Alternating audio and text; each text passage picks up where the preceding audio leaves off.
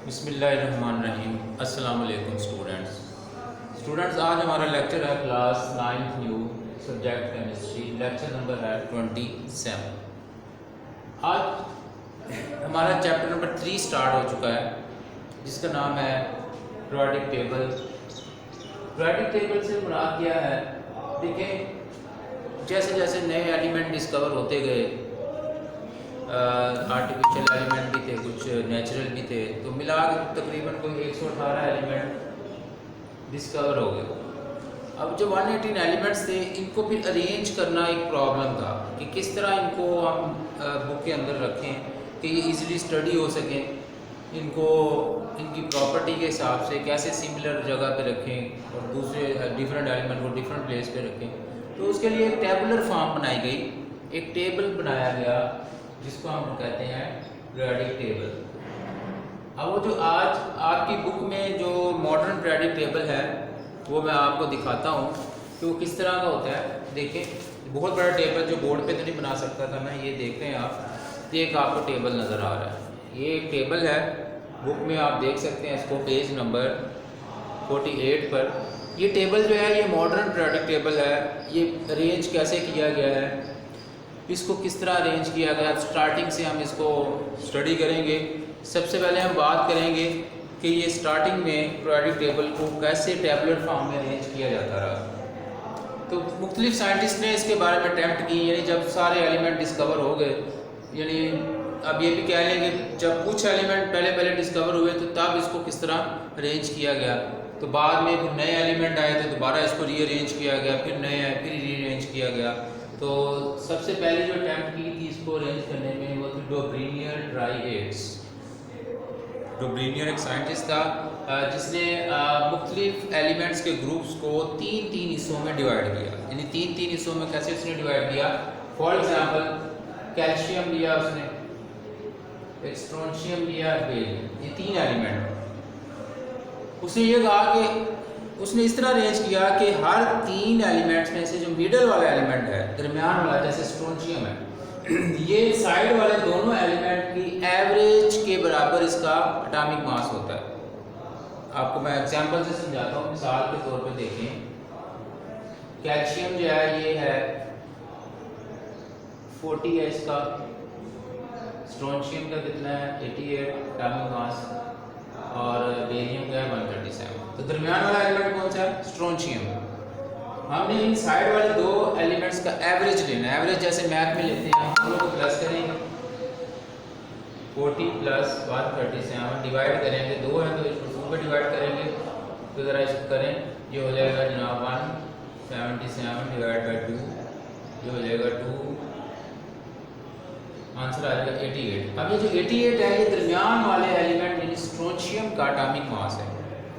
तो इससे क्या चीज़ प्रूव हुई कि उसने इस तरह एलिमेंट्स को अरेंज किया कि तीन तीन एलिमेंट बनाए कि साइड वाले दोनों एलिमेंट्स की अगर हम एवरेज निकालें तो उसका जो आंसर आएगा वो दरमियान वाले एलिमेंट के एटॉमिक मास के बराबर आएगा। जैसे मैंने आपको एक एग्जांपल दे दी, कैल्शियम और बेरियम की मैंने एवरेज ली, तो वो एवरेज निकली 88, और 88 मास था किसका? स्ट्रोंशियम का, जो उनके दरमियान में। ये वाला अटैम्प्ट डोब्रेनियर ने की, लेकिन ये कुछ ज़्यादा देर तक नहीं चल सकी क्योंकि कुछ एलिमेंट्स इस तरह अरेंज हुए, बाकी एलिमेंट्स उससे सही अरेंज नहीं हो सके। यानी कि साइड वाले एलिमेंट्स का एवरेज लिया जाता रहा लेकिन वो दरमियान वाले के बराबर नहीं आ रहा था, इसलिए इसको रिजेक्ट कर दिया गया। इसके बाद सेकंड जो अटैम्प्ट की गई वो की न्यूलैंड्स। उसके लॉ का नाम है Newlands law of Octave. Octave कहते हैं 8 का इसमें क्या रूल है? उसने एलिमेंट्स को ऐसे अरेंज किया है, 8 एलिमेंट अरेंज किए। जैसे ये देखें, lithium, beryllium, boron, carbon, nitrogen, oxygen, chlorine, neon, ये 8 एलिमेंट है। 1 2 3 4 5 6 7 8। हर 8वें एलिमेंट के बाद जो 9वां एलिमेंट होगा, जैसे इसके बाद 9th एलिमेंट कौन सा है? सोडियम। तो 9वां एलिमेंट होगा, उसकी प्रॉपर्टी उस पहले एलिमेंट से क्या करेगी? मैच करेगी। ठीक है। अब जैसे सोडियम 9th नंबर पे है, अब इसी तरह जब यहाँ पे 8 पूरे हो गए, इसकी आगे जो 9वां एलिमेंट होगा उसकी प्रॉपर्टी किसके साथ मैच करेगी? सोडियम के साथ। तो यानी इस तरह एक ग्रुप्स बन जाएगा। ये ग्रुप बन गया, इस ग्रुप की तमाम एलिमेंट्स की प्रॉपर्टी सेम होगी।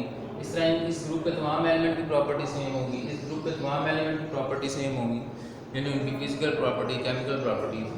तो उसने इसको नाम दिया न्यूलैंड्स लॉ ऑफ टेल्स, यानी ये उसने कहा हर 8वें एलिमेंट के बाद एक रेपिटेशन होगी एलिमेंट्स की प्रॉपर्टी की, और जो 9वां एलिमेंट आएगा अगले नंबर पे उसकी प्रॉपर्टी उस पिछले पहले एलिमेंट से मिलती होगी, इससे मिलती होगी।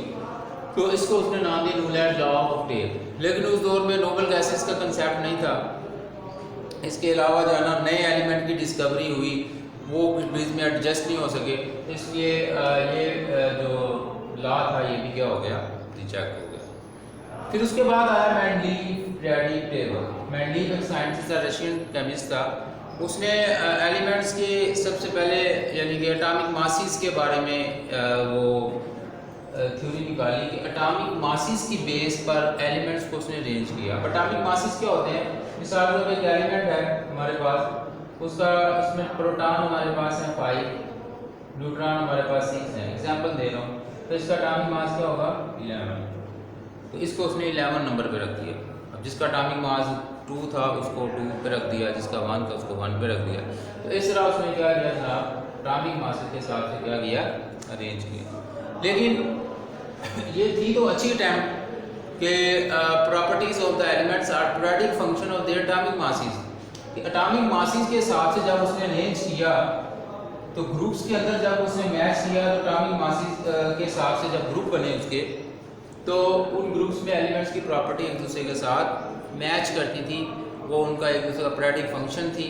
तो इसमें लेकिन इसमें उसमें ये था कि उस वक्त उसमें जो नए एलिमेंट्स की उसके बारे में भी उसकी अरेंजमेंट जो थी वो ठीक नहीं थी, और दूसरा आइसोटोप्स की जो पोजीशन थी वो क्लियर नहीं हुई, यानी कि मेंडलीव ने आइसोटोप्स के लिए कोई स्पेस नहीं रखी, उसके लिए जो है ना वो उसने पीरियोडिक टेबल के अंदर नहीं रखा। और दूसरी बात ये भी थी इसने जो एलिमेंट्स को अरेंज किया है, फॉर एग्जांपल मैं आपको एग्जांपल देता हूँ कि अब जैसे सोडियम का एटॉमिक नंबर है 11, एटॉमिक मास है 23, मैग्नीशियम का 24 है, इसका 25 है, 26।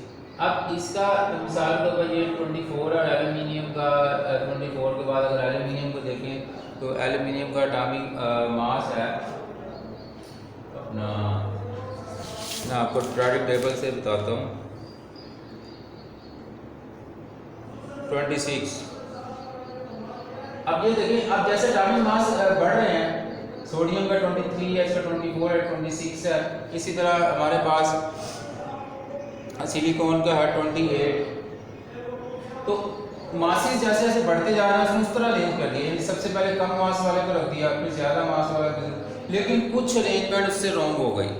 अरेंजमेंट वहाँ कहाँ पे उससे रॉन्ग हो गया, हमारे पास पीरियोडिक टेबल के अंदर कुछ एलिमेंट्स हैं, उनका एटॉमिक मास में ऐसे हुआ कि पहले जो है वो ज़्यादा वाला एटॉमिक मास आ गया, उसके बाद जो है वो कम वाला आ गया, यानी कुछ एलिमेंट्स ऐसे अरेंज हो गए कि फॉर एग्जांपल यहाँ पर एक एलिमेंट है, वो पीरियोडिक टेबल के अंदर आप देख लेंगे काफ़ी जगह पे ये मिस्टेक होगी, इसका एटॉमिक मास फॉर एग्जांपल 77 है, तो अगले वाले एलिमेंट का एटॉमिक मास आ जाता है 74, फिर उससे अगले वाले का आ जाता है 80।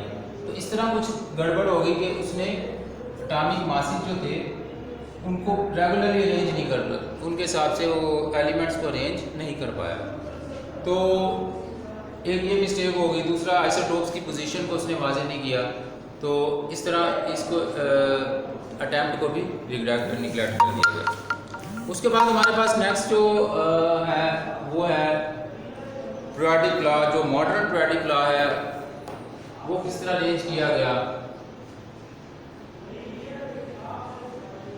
देखें आपको पता है कि एक एटम के अंदर प्रोटॉन भी होते हैं, न्यूट्रॉन भी होते हैं, इलेक्ट्रॉन भी होते हैं।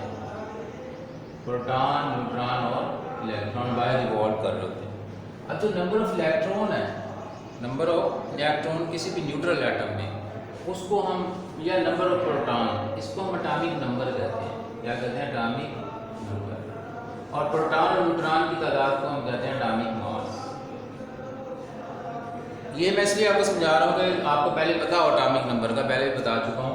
तो मॉडर्न पीरियोडिक लॉ को अरेंज किया गया एटॉमिक नंबर के हिसाब से, यानी फॉर एग्जांपल हाइड्रोजन का एटॉमिक नंबर क्या है? 1, इसमें इलेक्ट्रॉन 1 है। हीलियम का है, उसके बाद हीलियम को रखा गया इसका 2, ठीक है जनाब। इस तरह पीरियोडिक टेबल जैसे जैसे अरेंज किया गया, लिथियम बेरिलियम, लिथियम का 3 है और फिर उसको बेरिलियम रखा गया उसका 4 है। तो एटॉमिक नंबर के हिसाब से उसको अरेंज कर दिया गया। एटॉमिक नंबर यानी नंबर ऑफ इलेक्ट्रॉन के हिसाब से, जैसे एक एलिमेंट का इलेक्ट्रॉन है 1, उसके पास एक इलेक्ट्रॉन है आउटर मोस्ट शेल में और वो न्यूट्रल है, तो उसको पहले नंबर पे रख दिया गया। फिर ऐसा एलिमेंट जिसके पास 2 इलेक्ट्रॉन है तो उसका एटॉमिक नंबर 2 होगा, उसको दूसरे नंबर पे रख दिया गया। फिर इसी तरह तीसरे, चौथे, पाँचवें, छठे, तो इस तरह एलिमेंट्स को अरेंज किया गया। The properties of the elements are the periodic function of their atomic numbers. तो इस तरह जो ग्रुप और पीरियड्स बने पूरे पीरियोडिक टेबल के अंदर, ये वाली लाइनें ग्रुप्स होती हैं, ये वाली लाइन हॉरिजॉन्टल लाइन रोज होती हैं। तो ये पीरियोडिक टेबल में एलिमेंट्स को आप अगर गौर करें तो ऊपर जो आपके लिखा हुआ है ये देख सकते हैं, ऊपर वाली लाइन में एटॉमिक नंबर लिखे हुए हैं, वो बिल्कुल सीक्वेंस से जा रहे हैं 1 2 3 4 5 6 7 8 9, और ये उसके नंबर ऑफ इलेक्ट्रॉन्स को शो कर रहे हैं, यानी जितने जितने उनमें नंबर ऑफ इलेक्ट्रॉन्स हैं उस हिसाब से इनको अरेंज कर दिया गया है। अब इस पीरियोडिक टेबल के अंदर अब ये जिस तरह अरेंज कर दिया गया उस हिसाब से कुछ रोज़ बन गई हैं, जैसे ये वाले इस तरह जो थी वो रोज़ बन गई और इस तरह वाले ग्रुप्स बन गए हैं। अब इस हिसाब से हर ग्रुप के अंदर जितने भी एलिमेंट्स हैं उनकी प्रॉपर्टीज़ क्या हैं, सेम है। यानी अगर इस वाले एलिमेंट के आखिरी शेल में एक इलेक्ट्रॉन है तो इसके आखिरी शेल में भी एक इलेक्ट्रॉन होगा, इससे अगला जो आएगा सोडियम, उसके आखिरी शेल में भी एक इलेक्ट्रॉन होगा, तो उस हिसाब से उसकी प्रॉपर्टी सेम होती है। दूसरा ग्रुप है तो हर एक के आखिरी शेल में, आउटर मोस्ट शेल में 2 इलेक्ट्रॉन हो जाएंगे। तो इस तरह पीरियोडिक टेबल को इस तरह अरेंज किया गया कि शुरू में कुछ एलिमेंट थे जो 8 के हिसाब से रखे गए, यानी ऊपर वाले जो एलिमेंट हैं आप देख रहे हैं ये 8 हैं, जबकि नीचे वाले जो एलिमेंट हैं ये सारे के सारे क्या हैं, ये 18 के हिसाब से रखे गए हैं। तो उसमें थोड़ा सा न्यूलैंड लॉ ऑफ ऑक्टेव भी यहाँ पे मैं आपको रिपीट कराता चलूँ कि उसने यही कहा था कि हर पहली प्रॉपर्टी हर 9वें एलिमेंट के साथ मैच कर रही है, लेकिन हर 18वीं एलिमेंट के बाद 19वां जो एलिमेंट आएगा उसकी प्रॉपर्टी उस पहले वाले से मैच करेगी। यानी कि वो बड़े पीरियोडिक टेबल में मॉडर्न में 8 की अरेंजमेंट है, ऊपर कुछ रोज़ में और आगे कुछ में 18 की अरेंजमेंट है। तो यानी यहाँ पे फंडामेंटल प्रॉपर्टी जो मॉडर्न पीरियोडिक लॉ की थी है वो ये है कि 1913 में एच मोज़ले एक साइंटिस्ट था, उसने कहा था कि एलिमेंट्स को एटॉमिक नंबर यानी नंबर ऑफ इलेक्ट्रॉन के हिसाब से सीक्वेंस वाइज अरेंज कर दिया, और जिसको उसने फिर एक मॉडर्न पीरियोडिक टेबल की शक्ल दी। और ये इसमें उसने नए आने वाले एलिमेंट्स के लिए स्पेस भी रखी गई जो हम आगे डिस्कस करेंगे, आइसोटोप्स की पोजीशन को भी वाज़ेह किया गया। तो इस तरह इस पीरियोडिक टेबल की फंडामेंटल प्रॉपर्टी रखी गई एटॉमिक नंबर। तो ये हमारा आज का लेक्चर है जनाब, उम्मीद है आपको समझ आया होगा। अगर कोई प्रॉब्लम हो तो आप व्हाट्सएप पे रब्ता कर सकते हैं।